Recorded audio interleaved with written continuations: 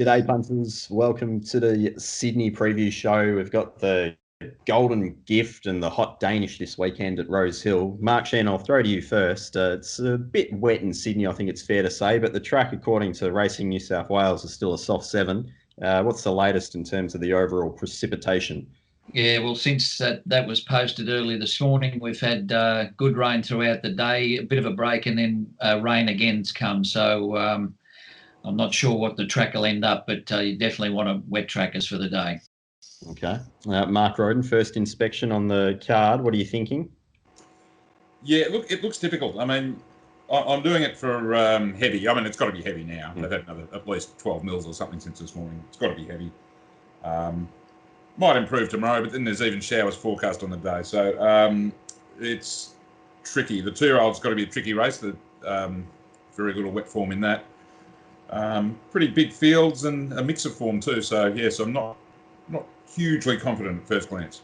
Okay. We'll just quickly touch on, there's been a fair bit of Sydney form so far this week in Melbourne at Flemington, but Mark Shean, there were a few notable winners during the card, but then also Montefilia went down as the short favourite. Any impression there on the Oaks in particular? Yeah, just thought she was probably a bit closer than I thought she would, but she's a very lightly framed filly. So, look, he tried to give her that break going into the race. I don't know what it was, 25 odd days or so. A lot of people are saying should have run in the Wakeful, but I doubt, looking at her physically, she could have backed up from a Wakeful and then straight into an Oaks. And maybe just a touch too close in the run is the first thought, but maybe she didn't stay the trip as well. Yep. And we spoke about it just before on air. The last race with Marbusha just getting nosed out by the favourite there with Pike on board and Written Beauty. Yeah, well, I backed Marbusha to beat Written Beauty at Canterbury, and I was disappointed with Marbusha there. And halfway up the straight today, when it dashed in front, I said, "I'll turn it upwards." It was $25 on Betfair, I think, wasn't it? Yeah. But it falls well, it ends well. Exactly. But obviously, Rocket Clock got the job done for Bowman and O'Shea, and they had Berdebeck in race 5 as well. So it's a pretty good day for the Sydney side. It's just backing all the Sydney form blindly is working quite well for me today. Okay, let's get started. The Golden Gift, the 2-year-old race over 1,100 metres. The market will come up first, and then my attempt at a speed map. I've got no idea if that's going to be roughly accurate or not. But Mark Shean, I'll start with yourself. We've got 3 first starters here. And as Mark Rhoden pointed out, there's not a whole heap of soft track form or wet track form. Anything that's taking your eye at this early stage? Oh, look, I think Captivant certainly paraded beautifully the other day. He's a lovely type of horse, and I think he'd only improved from that run. Had a bit of purpose in the yard before he won that race. Admittedly, had a good run with 3 horses attacking the lead, attacking each other in front, and he sat back. But I think he'll come off that. He had a very soft trial going into that, so I think he's only can improve. Look, Ghost Rider really surprised me. When I first saw that trial, I thought, oh, that doesn't look that great. But then Tiger and Malay came out of that trial as well, and then he went to Brisbane, raced on the speed with the blinkers on. He looks, he might be a tough customer who's improved every trial and then into his run. So I've gone 2 from 1, but you're really guessing a little bit with the weather. Yeah, I tend to agree with that. Mark Rhoden, anything that you're looking at this point in time? Yeah, it's hard to be too confident given the likely track condition. Captivant certainly, I think, has an edge on the race on figures here, for sure. The thing from Melbourne, Sneaky 5, has come up eye-wateringly short. I suppose it's because it's got the soft track win, but just on the times, it's nowhere near Captivant, in my opinion. But against that, when Captivant ran a pretty good figure first up, and history is littered with second start 2-year-olds going over at short prices off big figure first up wins. So, especially given the track, I don't think I'm going to be charging in. I mean, he's actually not that short at the moment. He's around 350. Yeah. I don't know. I might take the risk, but I'll have to have a think about it.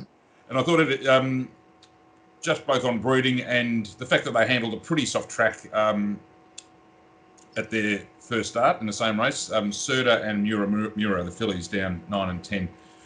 Mura was favourite, I think, in that race and had a pretty wide trip. Serta closed off well, and it's by Schnitzel. They all handle it. So if I'm looking for a wet tracker to win the race and looking around Captive On, it wouldn't be Sneaky Five, it'd be Serta or Mura. Okay, I like that there.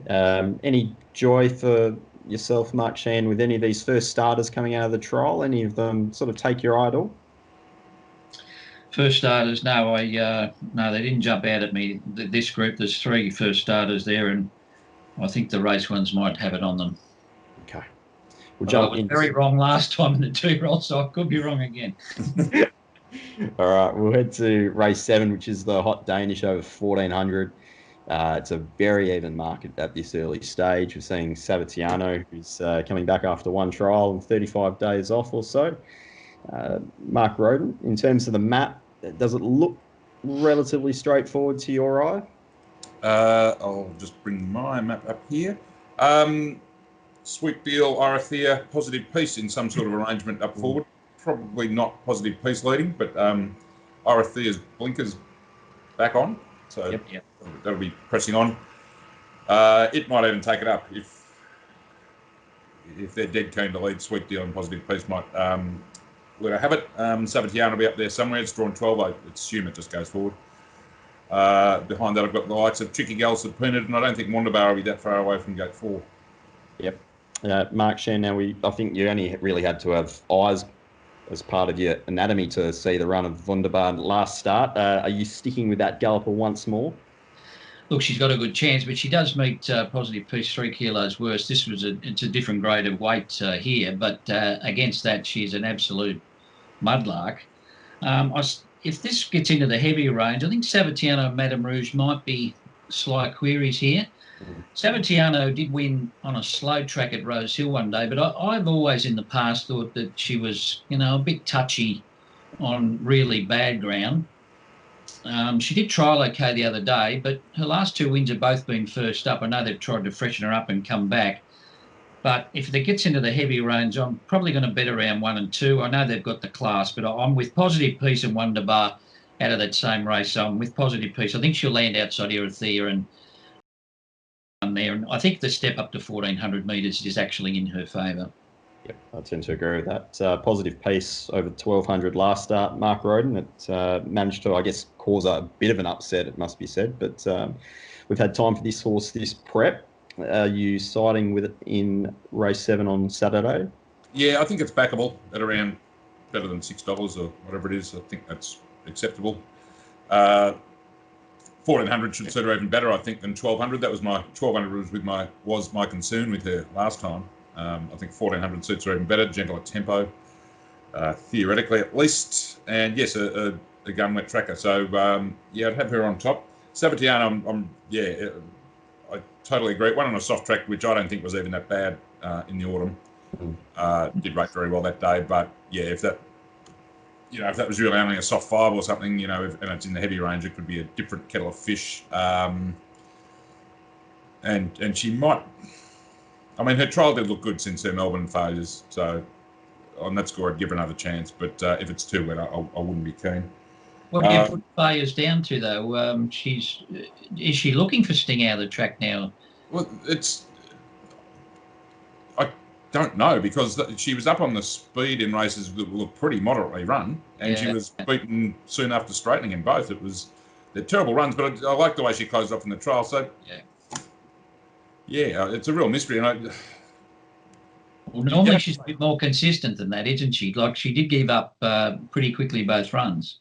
Yeah, and I wonder if it's... Yeah, she raced to a reasonable level all the way through the autumn until I think her worst run was her last one, the Sangster. Now she's come back and won first up and then gone right back to, 2 levels off her best. So she is 6. Maybe it's all over. I don't know. And either way, if it's heavy 9 or something, I think I'll just give her a miss. Wonderbar, definite chance. Worse off at the weights, and I'm not madly in love with the jockey change either, if she's going to be close to favourite. And maybe one more chance of Peanut. I mean, this has got to be an afterthought after the big race last week, but she was in completely the wrong spot there. Not enough to say that it was the wet track that beat her, and she'd handled soft 7 all right before. Just at double figure odds, she's just another one I'd be giving some sort of chance to. Not not a race I want to have max bets in, but I think Positive Peace is backable and it probably saves some peanut. Okay, very good. For what it's worth, I'll be going Positive Peace and Wunderbar. So I'm lining up with Mark Shean and half of Mark Rhoden there.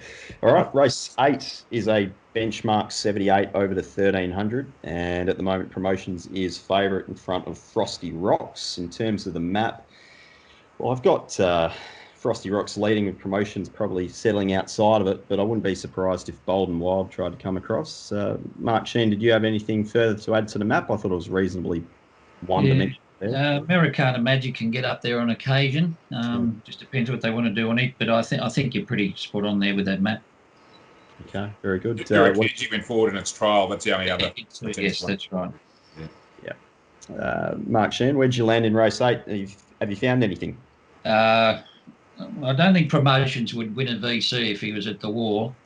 He's been there to win a few times, and he does put the hand up. I remember I was on him one day at Randwick and he had a thing cold and he just wouldn't go straight past it. Look, I know the format of his last run is good. I think first and third are both one off it, but yeah, I'm not fussed on him at the price. I think Frosty Rocks is a good wet tracker. Tom Sherry from an inside barrier.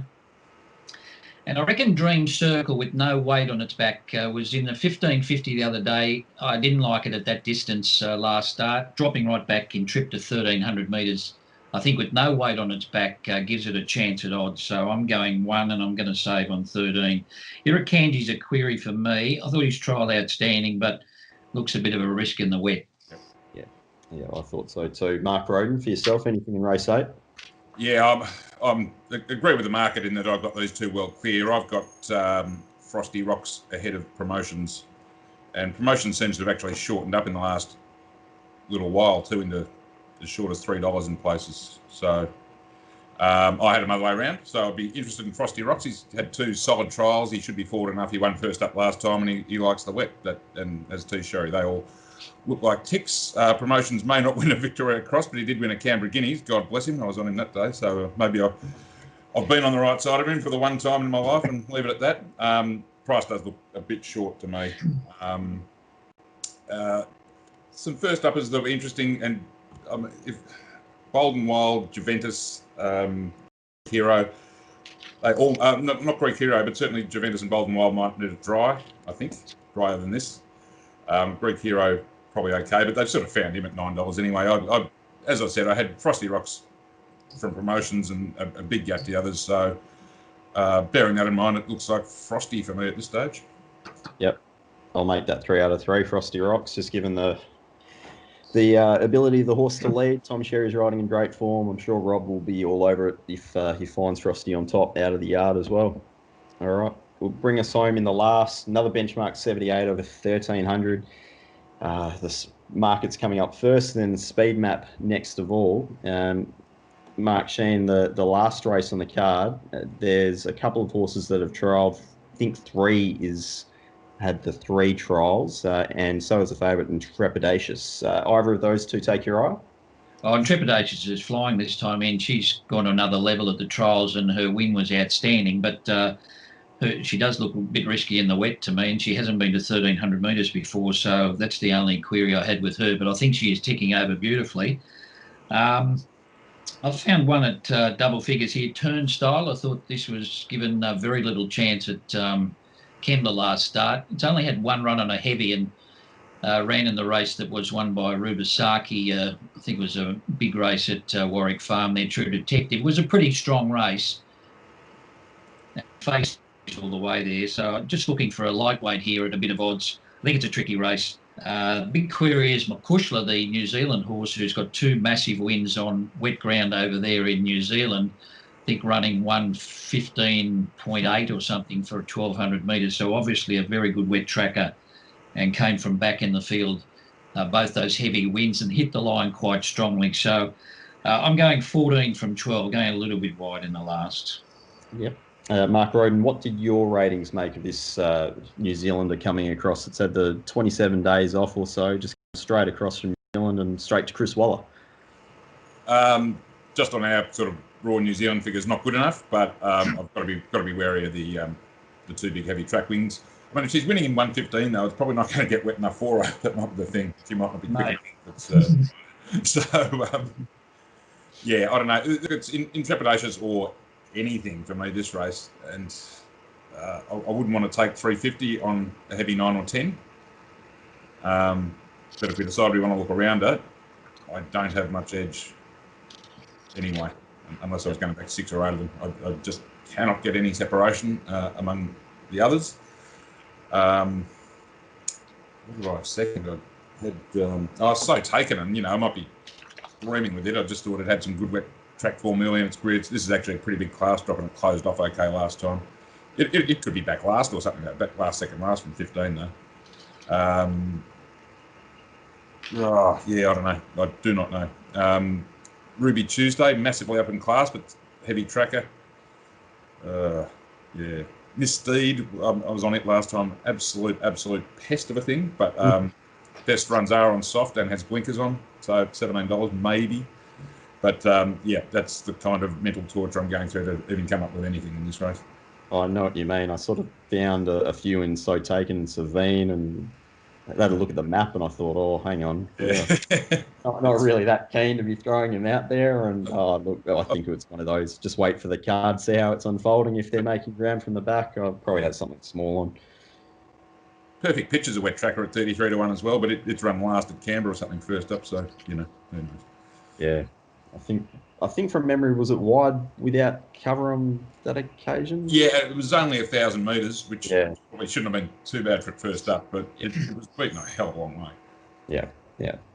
All right, we'll try and find something out of this Rosehill card. There's some bests, some values, some lay bets. Mark, Shean, I'll throw to you first. I thought Stockman is on the 7-day backup. Ran in the last race on Saturday over 1,400 metres, I think it was. Up in trip to 18 will certainly suit him. He looked quite forward, so I think this was a plan to have him on the 7-day backup. He's won twice on a 9-day backup, so I think the heavy track and the quick backup will suit him in the 1800. So I think in what looks a very tough day, I think Stockman best for me, race 5, number 2. Okay, very good. Mark Rhoden, anything for yourself? Not as far as a best bet. I haven't done race 4 or 5 yet, so I've got a couple to go. But I would say if you want to lay one, if it stays under $4, he runs away in the first. Should be double figure odds on a wet track, but I suspect they might scratch it. But that if it stays in, it could make the market and make that a half reasonable betting race. All right, very good. Thank you to you both. We'll review it on Monday, but until then, enjoy the last day of Cup week and then also the card at Rosehill. Hopefully it's not too wet, but I think I'm saying that a bit in jest. Until then, guys, go well. Thanks, Pete.